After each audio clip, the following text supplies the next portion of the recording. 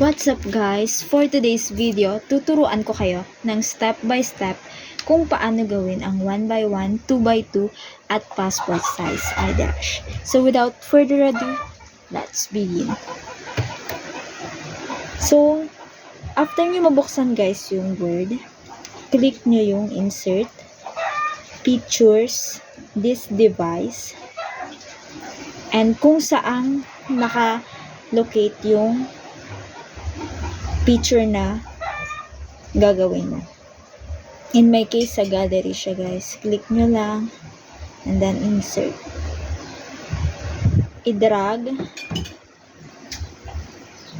After ma-drag, click wrap text and in front of text. Right click, resize. Click nyo tong size and position. Disable lock aspect ratio. Iset nyo yung prefer nyo na size ng eyelash. Sa akin, 2x2. After nyo maset, lock aspect ratio, then click OK. After nyo set na ng 2x2 yung picture, click nyo yung border. Yung iba ginagamit nila black, pero prefer ko yung gray. Kasi parang hindi siya halata kung hindi mo nakat ng maayos yung picture. Then, adjust muna natin siya. Control C, Control V. Adjust hanggang sa masatisfy na kayo guys. And then, isi-shift ko siya. Click shift. I-hold nyo guys yung shift. And then, click nyo tong pictures. And then, Control C ulit. Control V. Ayan. Adjust nyo siya hanggang sa okay na siya sa inyo. So, ito naman guys, i-control C ko na lang. And then, control C ko na lang. And then, control V.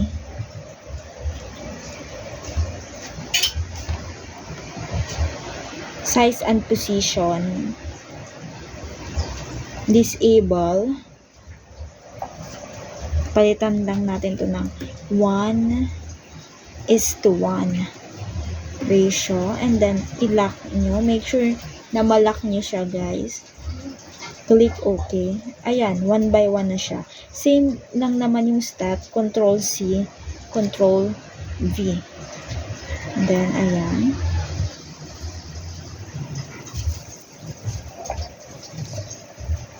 Pwede nyo siyang i-control V ng i-control V.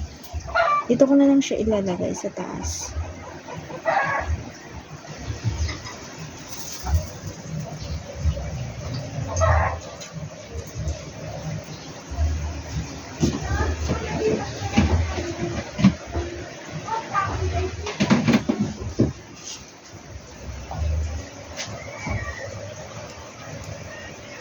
And then, hold shift, click nyo lang.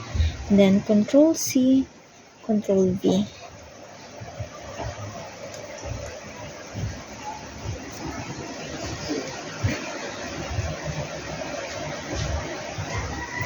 Control C, Control V.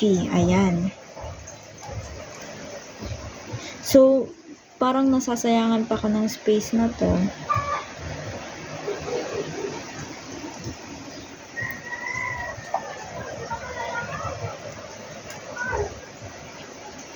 So guys. So ayan na. Pwede nyo pa to guys i-adjust.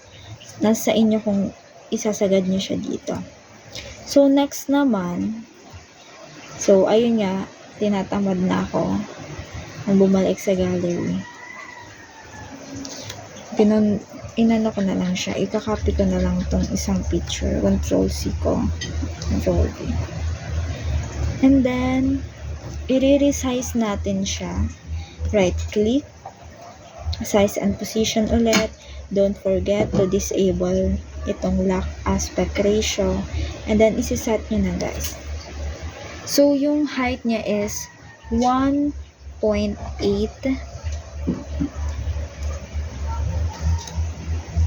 0.8.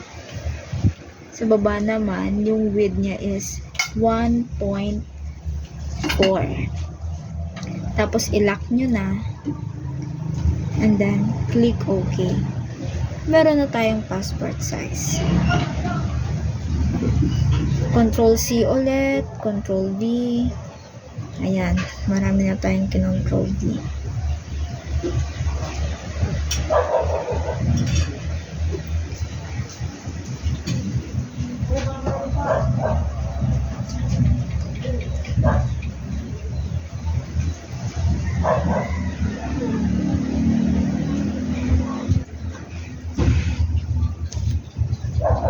So, ayan guys.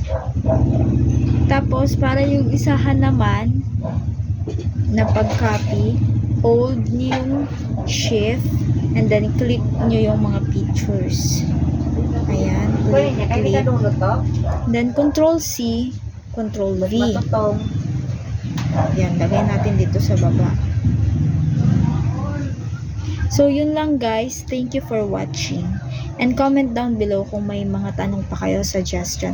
Baka sa next video ko, ang iaano ko naman is yung may nameplate dito. So, yun lang. Thanks for watching. Bye!